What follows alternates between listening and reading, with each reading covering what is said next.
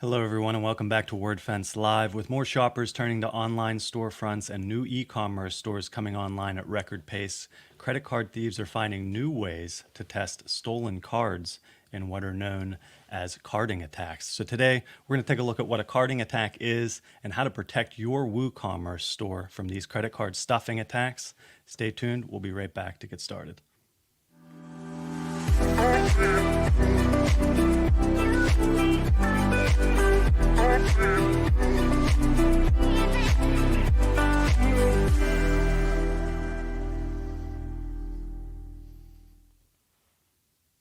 Thank you for joining us again here on Wordfence Live. Today is January 26th, 2021.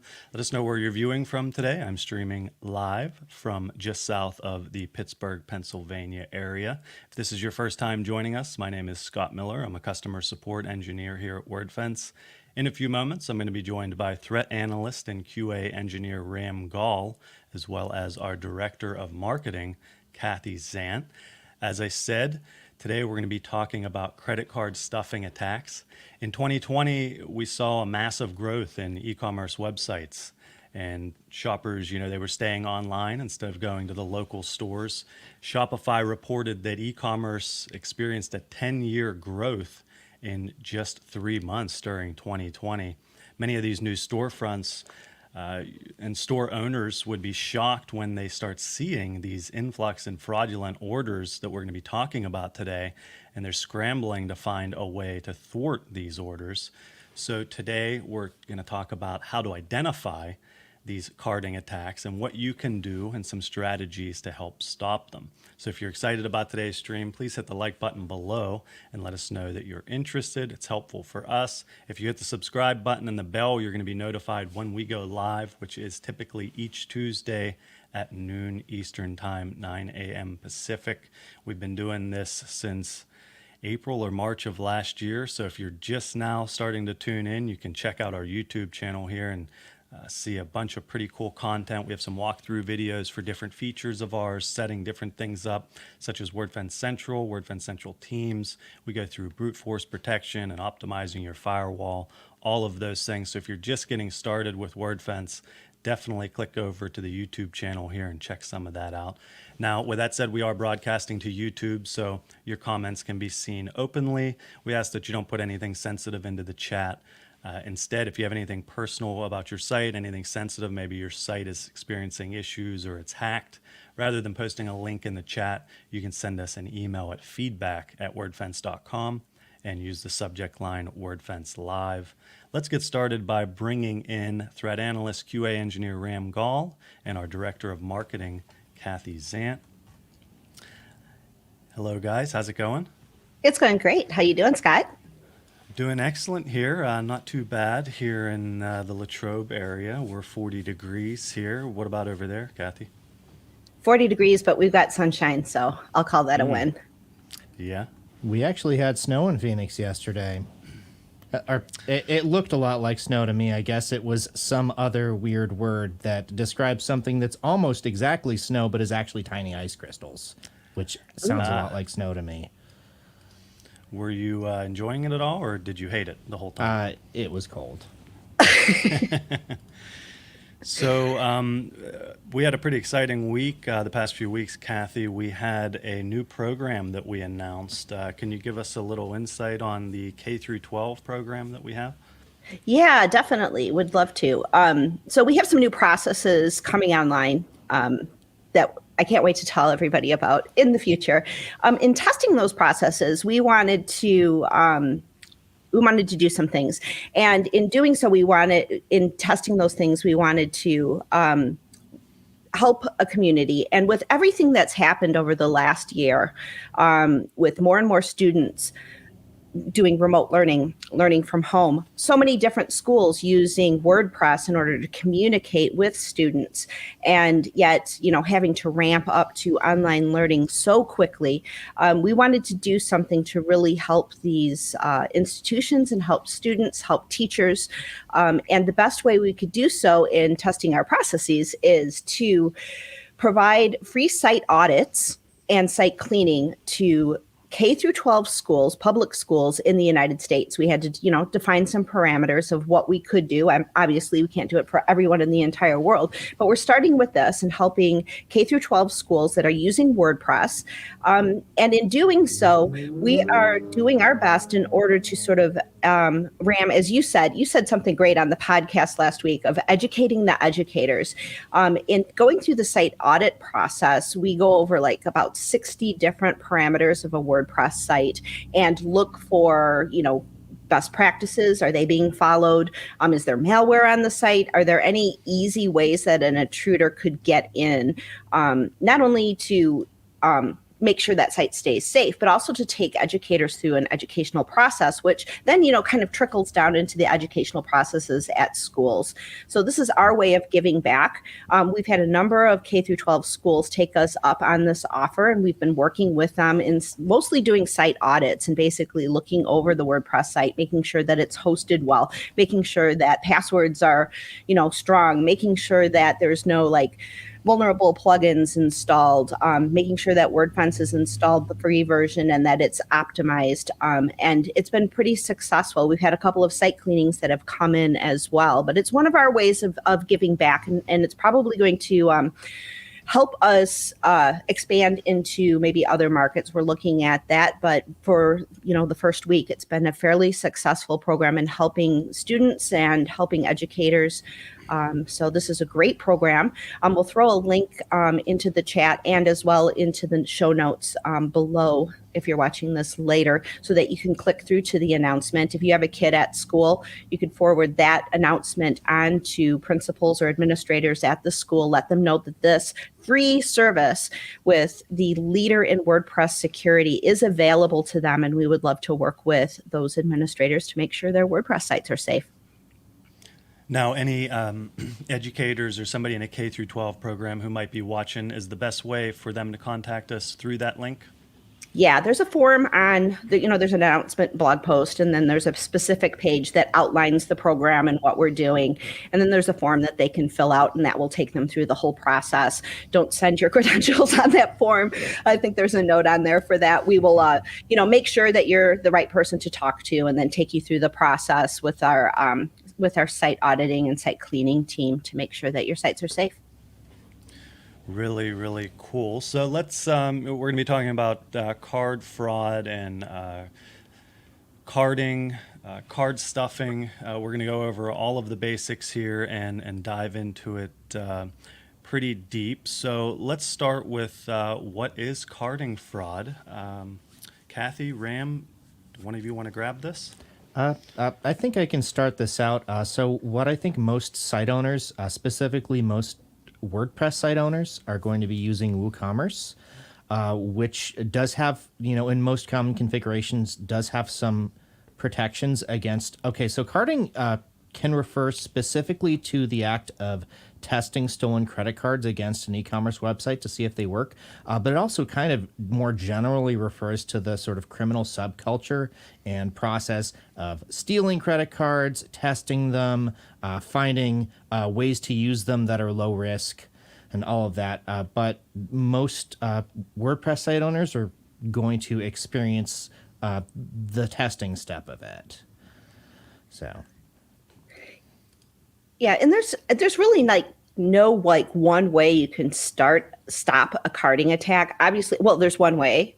You can take your site offline completely and totally, and you're going to stop carding attacks. But don't Ram, most of these attacks that are coming in, they just look like an actual transaction. So it's not like you can say, oh, well, this transaction coming in with a credit card number, that this is malicious. The actual request itself doesn't necessarily have all of the patterns of a malicious act, does it? Correct. I mean, if worse comes to worst, an attacker can literally just have a dozen different browser tabs open and manually type in cards. Most attackers don't want to do that because it's not a great return on time and investment.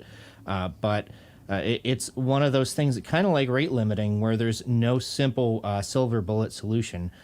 There are, however, there's a sort of layered approach you can take, just like with the rate limiting and content scraping stuff we discussed in a previous episode. Now, in some cases, I'm sure you may just see just a few transactions come over, but in some cases, may this look like a DDoS attack on the site? Oh yes. I mean, it might just be a single card being repeatedly used in quick succession. But if you get someone who's dedicated and has infrastructure, they could literally be trying, several cards or even several dozen cards a second, depending on what your site will support. And at that point, things like Wordfence rate limiting can come in very handy. And typically, going back to the DDoS, what that may look like, we're probably a lot of the time seeing a lot of these requests are switching IPs, maybe each attempt if it's a bot potentially. Depending on the size of the infrastructure the attacker is using, then yes, they might, they might only do a single request on a per IP. It's more common to try several requests on a single IP before switching over. I mean, again, this is another thing where things like the Wordfence block list will come in handy for tracking particularly large-scale carding attacks, where, an attacker sends enough carding requests to enough sites that we can pick up on it. But, that's the worst of the worst. You're also likely to see smaller attacks where, account with weird names like John Smith and a zip code of 1001. And different like anagrams of, these weird names coming through. And yeah, there's a number of different steps you might have to take. I mean, if any of these purchases go through, you'll have to refund it. If you can refund it, if you can effectively avoid the transaction before it has to be refunded, that's ideal. And, if the person has made an account, you'd want to get rid of it. But again, this is one of those things where there's a lot of processes you have to use. Kathy, I think you have more insight on this. Yeah, I mean, obviously, you want to have a storefront that is available, that any customer can come to. Now, there's certain patterns, obviously, that you can identify about your customers. For example, if you are in the United States and the probability of selling your product to someone in, let's pick a country, Indonesia, Jakarta, and it's like you're getting an order or you're getting some kind of a credit card transaction that has an IP address from Indonesia and a zip code, that they're using a billing card address that is coming from the United States, that pattern recognition is obviously suspect. There are things that you can see there that are problematic. So like one thing that someone could do is say, I'm only going to be selling to people in the United States. And I'm getting these kinds of requests from Indonesia. And so you could use something like country blocking, which is a part of Wordfence, and block Indonesia if you're seeing carding attacks coming from that IP address. But you don't want to block all countries, for various reasons. You don't want to use country blocking to just say only the United States can access my website. There's various reasons for SEO and other things why you don't want to be that draconian with your blocking. But you want to stay on top of the transactions that are coming in. So if you're seeing something that looks suspect, Wordfence is a great tool that you can use. If you're seeing like a rapid succession of transactions coming in from an IP address, rate limiting could be helpful there. And Scott, you have some thoughts you're much more familiar with rate limiting and how that works. And what would you recommend for somebody seeing all kinds of requests coming from a specific IP address or a range of IP addresses? What could they do? Well, you would have a few options there. Either for each setting, you're going to see an option to throttle once the limit is hit, or block, depending on how much of an attack you're under. And this could go further than just carding attacks. If you're under a very large attack, maybe you set that a little lower than normal. And we do have some warnings on each setting there. So once you set them so low, you'll see that warning come up that you could potentially block some normal traffic to the site. So that's one good reason to set it to throttle the traffic rather than block. However, if you're under, a massive attack and you're noticing that a lot of it is coming from the same IPs without switching frequently, then blocking may be a good idea. You could also just block the IP. But that was one question I was going to have for Ram there. If you're seeing this consistently on your site, maybe over the course of a day or two, would you recommend lowering those rate limiting settings and throttling, or would you block at that point? It depends on how much of a pattern there is to it. If it's a consistent IP or even a consistent user agent, then that's not like a common user agent, then that might be worth blocking. Otherwise, lowering the throttling thresholds might not be a bad idea, depending on what your legitimate traffic looks like. We did also get a question about what if an attacker uses a VPN, and you know what? We get that actually pretty often. So yes, VPN can be used to disguise the country of origin of any request. There's simply no way around that. This is also why there are so many VPN IPs on our block list, is because attackers are constantly using VPNs to kind of circumvent this kind of thing. It's like anything else. If people are using a particular endpoint, then it's going to end up on our block list. As soon as they stop using that endpoint, that IP gets removed from the block list. Honestly, some of the most powerful tools, someone else brought up reCAPTCHA, Dogwomble. Are tools like reCAPTCHA useful for blocking these kind of attacks? And realistically, reCAPTCHA or similar tools are very useful for stopping automated carding attacks. They're probably one of the most useful tools you can use to stop large-scale carding attacks. Anything like that is going to help a lot. It's not, again, don't expect a silver bullet. Realistically, some of the most powerful tools in your toolkit are the ones that are going to be provided by your merchant service provider or your payment gateway. They have anti-fraud detection options. The downside is a lot of the time you have to turn them on because they're not on automatically. Things like zip code verification, things like, double checking the IP against the country of origin. Some merchant service providers will do that for you, since they have an embedded iframe. And those are some of the most powerful tools you can use. But again, that's going to be something where, for every attack block, there's a chance that you'll miss out on some degree of legitimate business. It is sort of a risk you have to weigh. Yeah. If you get a lot of complaints from real customers saying, hey, your fraud detection tools blocked me, you may have to dial down the settings a little bit. And the same would go with rate limiting there, right, Kathy? If you set it up too strict, you get normal visitors who may get blocked, and you might need to dial that back a little bit. But it can definitely help. Well, I'm just going to be the marketing and sales person here. And I don't like any of these tools because I want everyone to come and to be able to purchase Wordfence easily, right? As the marketing person, as someone who's owning a small business, you don't want to create what they call friction in your checkout process. You don't want to create anything that might make it difficult for a customer to fork over all of the money, right? You want to make it easy as possible. So therefore, I don't think that there's any one set it and forget it solution for carding attacks. This is something that every store owner is going to have to, one, be aware that these attacks are happening, that they occur no matter whether you're using WooCommerce or if you're using Shopify or if you're using something that you coded yourself. You're going to see carding attacks on your e-commerce site. It hits everyone. It's not just like only Shopify or only WooCommerce. It is just a fact of life when you're doing business online. You're going to see it. So what you need to do is, one, be aware that it's occurring, and be aware of all of the things that are in your arsenal, that are in your toolbox, that you can use to make it so difficult for them that they tend to go elsewhere.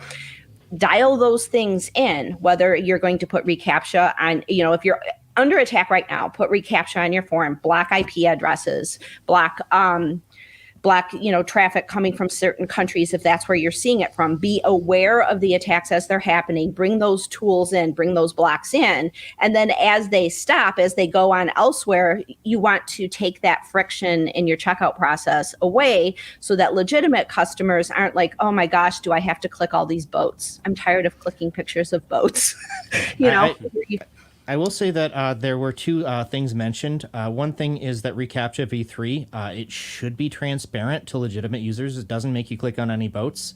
So that's useful, but it does still slow down the transaction a little bit. It adds delay, and we've all seen that even like an extra second or two of delay can minimize conversion rate, right? Exactly. I mean, that's the other thing. As a storefront owner, as someone who has hopefully analytics tied in with your site, you're looking at your conversion rate on those particular forms. And, obviously conversion rate is something that you'll have a specific conversion rate for that checkout page, right? And you have a target that you want to hit. And because you've been watching your analytics, what is normal traffic for that page and what a normal conversion rate is. And then you see a carding attack come in, you bring your arsenal in there and you look and see how is that affecting conversion rate? Are you seeing a lowering of the successful transactions happening there? Are you turning customers away? And your analytics are going to be able to show you if any of those tools are interfering with the whole purpose of having your storefront, which is to make transactions easy for customers and develop relationships with customers. Yeah. Someone also brought up 3D Secure, which is basically adds a second level of verification so that anyone who buys on your sites has to sort of verify they are who they say they are. And it actually is really good at preventing fraud, but it adds significant friction. The good news is that, as I understand it, if you have 3D Secure and you add it to your site, you cease being liable for fraudulent purchases because you literally did everything you can. It's like the one thing that saves you from that. On the other hand, it does add a large amount of friction. Like, I've used it, I'm okay with it, but I can't imagine my mom using it. Now, in case you're just joining, we are talking about carding and carding attacks and how they're carried out on e-commerce sites.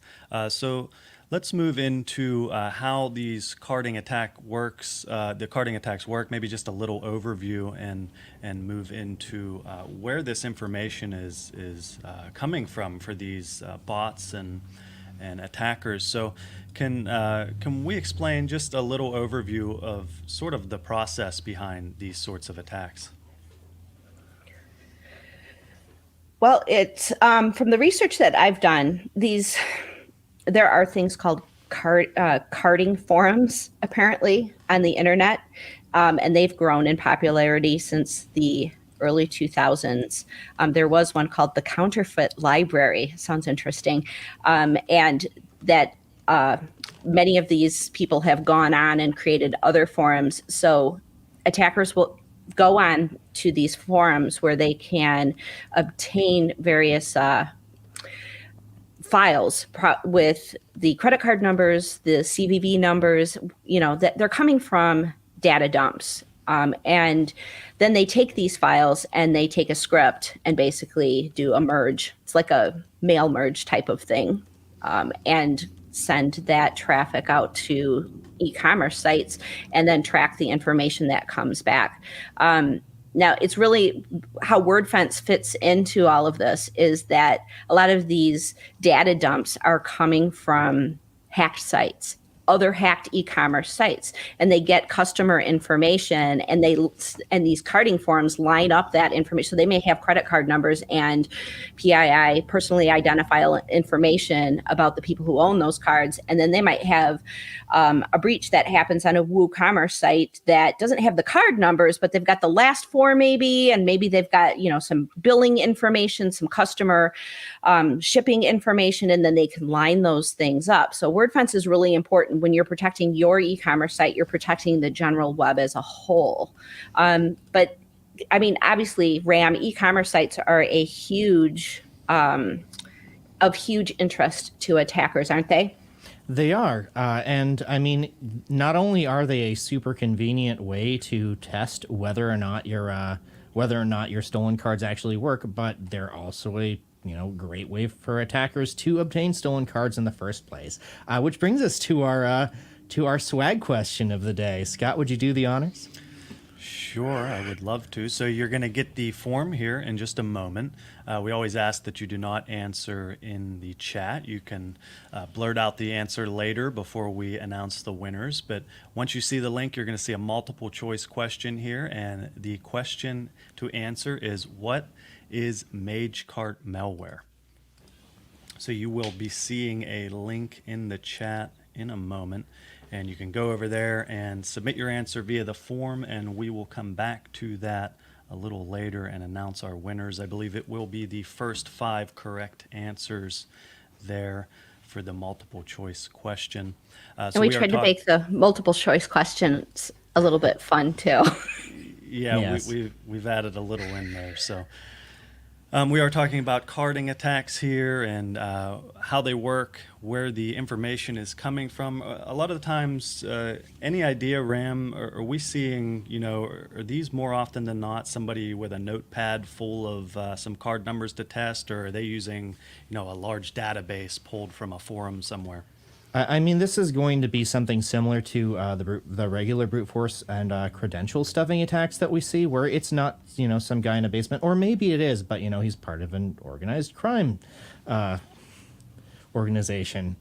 And, they'll have infrastructure dedicated to, taking these massive dumps, and sometimes it is just one guy with, a couple of, hacked servers that he's using to perform the attacks. But, it's almost never manual. It's almost always automated via similar bots to the ones that are used for credential stuffing attacks. Typically, submitting fake payments via a bot is a little bit more complicated than submitting fake credentials, just because there's more security features in place. But it is something that's going to be, heavily automated. They'll have random timeouts to make it seem a little bit more realistic. But yeah, and, people have mentioned that, having, a minimum submission amount, having a minimum price that people are allowed to pay. And, that can help, but, there's going to be cases where, the minimum can be $99 or $100, and carders will still try to use it to test, because an account that has $99 or $100 in it is one that's actually going to be profitable to use to buy other stuff. So it's, again, something that can be part of a layered approach. And again, depending on, we're specifically talking about WooCommerce here. So there's going to be bots specifically tailored to carding attacks against WooCommerce. And there's going to be, an ecosystem, because WooCommerce has an ecosystem of add-on plugins that are kind of almost required to make it work. There's several that are also dedicated to, there's a honeypot plugin that you can use to capture likely fraudulent transactions. There's a number of anti-fraud plugins for WooCommerce as well. It's probably worth springing for some of those. Well, Kathy, definitely. you've looked into these, right? Yeah, I looked at if you go to WooCommerce.com, they have a WooCommerce anti-fraud plugin. It's $79. When you think about the financial risk to your business, every time you have a fraudulent charge go through and you get a charge back, it doesn't take very long until this particular plugin pays for itself. Similar to how Wordfence works. If your site gets hacked and you have to clean it up, obviously Wordfence would have paid for itself ahead of time. Same type of principle for the WooCommerce anti-fraud types of plugins. The one that WooCommerce has available is pretty interesting, because they'll give your transactions a fraud score. So something that is low risk, that it's just a customer's first order. Obviously, you don't know who this person is. You don't know them from Adam, and it'll just say, it's just risky because you don't know them. But if you have a risky country an international order and it's the first order, then that risk score is going to be higher.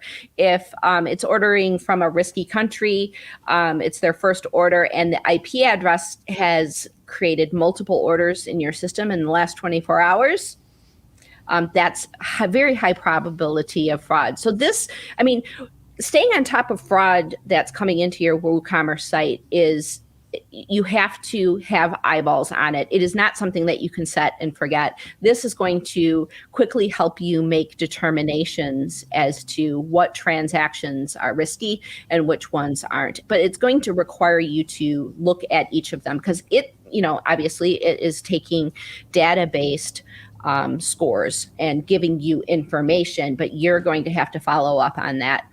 Now, if your site is selling, merchandise that is risky, say, for example, you're selling cameras or expensive computer equipment. Anything that has a high resale value, right? Anything that has a high, that's basically what these types of things are doing. Now, you might be selling flowers, and that's not high risk, right? You should be fine. No carding attacks would ever hit your site, but they're testing these cards on your site to see if they can go over to the camera store and buy an expensive piece of equipment that they can resell somewhere and turn that risky credit card or that stolen credit card number into cash. So that's basically what's happening. If you are selling high risk equipment, then you have to look at every single order with a judicious eye. If you are not selling high risk equipment, you still have to look at orders, but set up something that helps you do that kind of analysis to make sure that your site is protected against the financial risks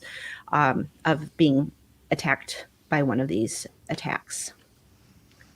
We had a question right after the swag question to repeat it. I believe the question is on the form. Kathy, you can confirm, but it was, what is MageCart was the question there.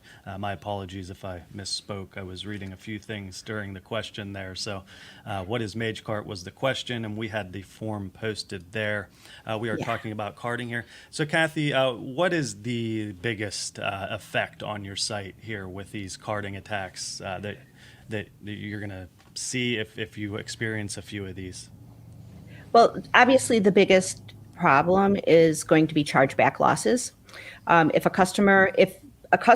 someone out that is not even a customer, if their card is used on your site, they look at their transactions on their credit card statement and say, I never purchased from the store, and they do a chargeback, that chargeback loss affects you. So you get fined for that, but from your merchant processor, because the customer has complained to their bank that someone has made a fraudulent purchase using their card.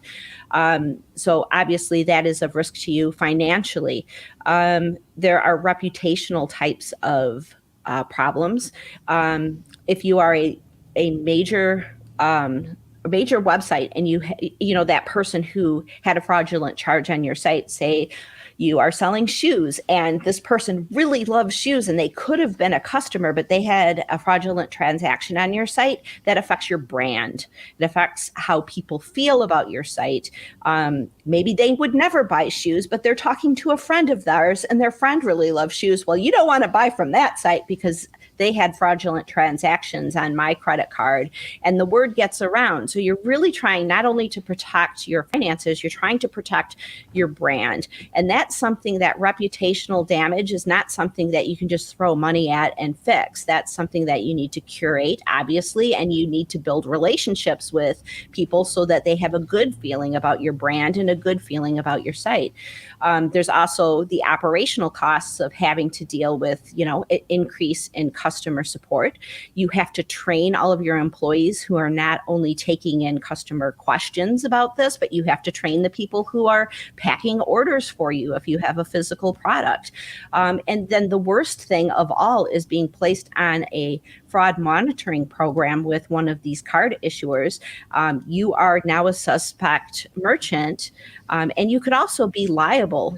Obviously this is not the place for legal advice, but I mean, there could be legal ramifications for not protecting your merchant account. And obviously you would not be seeing positively in the light of the merchant card programs that are out there. So it's really important to not only protect your reputation and your brand, but also to protect your reputation with all of the merchant services that are out there. Yeah. And as we mentioned, these can be tough to initially identify. And if you're using Wordfence, you may be seeing normal traffic, what looks to be, depending on how much traffic you're getting, these may look like normal hits, so it can be pretty difficult. Overall, what do we think are the best options here? With Wordfence, earlier, Kathy, you mentioned set it and forget it. The one good thing in Wordfence there is the block list that Ram talked about. This is a list that we control completely on our side. If we see a few IPs or a handful or a large number of IPs that are, performing these sorts of attacks, and we catch it, they go onto the list, and that's something that you don't have to worry about on your side. They're blocked automatically. So if you're reviewing your live traffic and you're seeing a lot of blocks made by the real-time IP block list, it could be that without that premium feature that there would have been a carding attack there.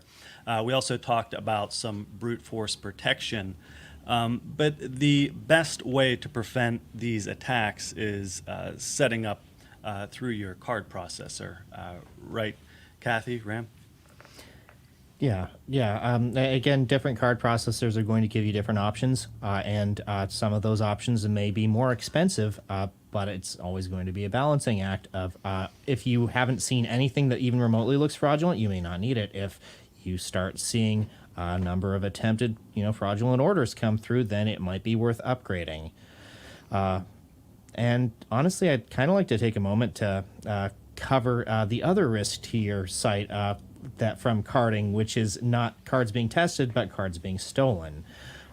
So there's effectively two ways this frequently happens, and they're both effectively different forms of malware.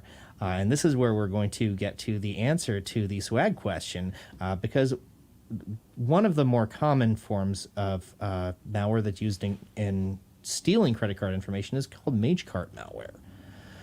It's called this because it sort of started out on Magento. I don't know if you guys have heard of that, but it was one of the first popular open source CMS systems for e-commerce. And people are still using it, and some people are still using the vulnerable 1.x versions of it. I'd be kind of surprised if there's any unhacked ones out there, but there probably are.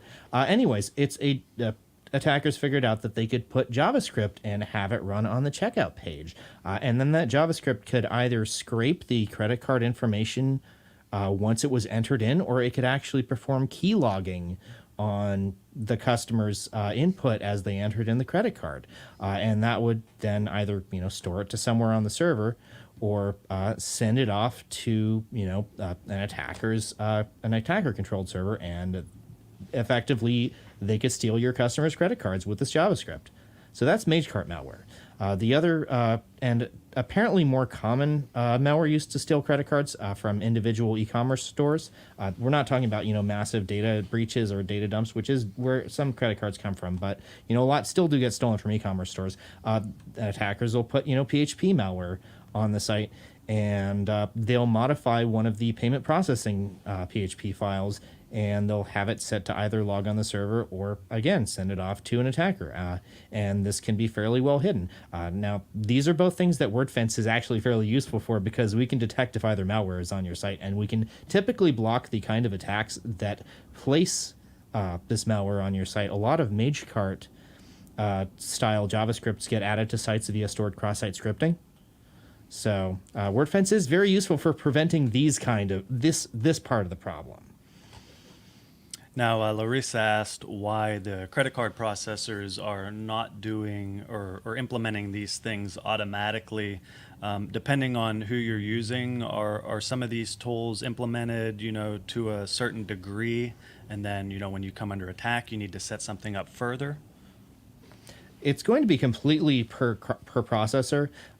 Different credit card processors, they'll have different options. Some of them will do all of these automatically. Some of them, if your storefront, it depends on your needs. some e-commerce sites are going to need to take credit cards from people, in different countries. They might not be able, they might lose a large fraction of their customers if the strict zip code controls are enforced, that kind of thing. Well, every single site is different, right? Every single e-commerce application is going to be different. If you have a membership site and you are selling, so everybody who's logged into your site is a member, they've been vetted because, they've verified their email and basically who your membership is. And then you have an event that you're doing, and everybody has to log in and pay to go to this event. That transaction and that interface is all going to be behind a logged in interface. It's not open to the public. Does that need to have every single bit of security on it? If you are a school and somebody signs up for classes and you don't pay for it until you're actually, logged in, and there's other types of things. So every application is going to be different. And the credit card processors know this, just like Wordfence. We know this too. Every single site that you're using Wordfence on is going to be different. You might have a membership site that's using WordPress. You might have a learning management site that's using WordPress. You might have e-commerce that's open to the world. So because of that, settings within Wordfence are going to be different as well. And so it's up to you as the person who is running that WooCommerce site or running that any kind of commerce on your site to make those kinds of decisions. And it's also, in my opinion, it's better for the processors to keep that open for each individual storefront to make those determinations so that they can make sure that they're applying it specifically for their use case, rather than, okay, everybody has to jump through these hoops and everybody has to do reCAPTCHA and everybody has to do CVV and everybody has to, make all of these particular, it has to come through this IP block. That might work for some sites, but it's not going to work for everyone. And I mean, yeah, I think the big takeaway from this is that, I think most of our live viewers right now are extremely conscientious because they're bringing up good points. They've gone through the wars. They've had to deal with this kind of thing. But I think that, for people that are just starting out in e-commerce, it's not necessarily obvious that this is an ongoing battle, that this is something you constantly have to keep an eye on your transactions. And it's better to start out vigilant than to have to learn that you have to be vigilant after, an expensive lesson, I guess, is really what we're getting at. Right. And having that balance, that you want to have a friction-free interface and experience for your end users, but you want that to be secure. So there's a balance of security. The most secure website is a website that's completely inaccessible. The server is buried in your backyard and is encased in cement. That's secure. Nobody can access it, right? But is that usable? And usability is completely on the other side of that spectrum. So you have a completely usable system. Anyone can use it, including for carding attacks. So somewhere between encased in cement and completely wide open is the right decision for your particular e-commerce site. And it's really up to you to know that these options to protect your commerce exist and decide which ones are in use at any given time based on the traffic that's coming in. And so using Wordfence and live traffic, rate limiting, that's all great information that you can use in order to help you make these kinds of determinations. Yeah. And we've mentioned a few things that you can do, some steps you can take. We've brought up reCAPTCHA. We've brought AVS, address verification system, and CVV matching. I think that you should always have CVV matching, but address verification is something that you may want various degrees of strictness on depending on who your main customer base is. But again, you should also train your employees and set up procedures to check out your orders. Look for anomalies is really what it is. Look for something that seems off. Also, you can, depending on how much volume you're doing, you could set it up to, not automatically capture funds so that you can actually review transactions before setting them to capture. This might not be viable if your site is super successful and super busy, but in that case, you may want to pay for the upgraded suite of payment processor protections. So... Yeah, it's definitely, as you were getting at, Kathy, it's finding the right balance with your setup there. With security, if you go too far, as Suresh mentioned in the chat, you're going to lose customers if it's too difficult for people to get through the checkout, or if you're buried 10 feet under the ground in your backyard with a cement box, it's not too accessible there. So you got to find the balance and use the tools, as Ram mentioned, that you have, and get those set up. Ram also mentioned our swag question. Let's get over to that. We have our winners.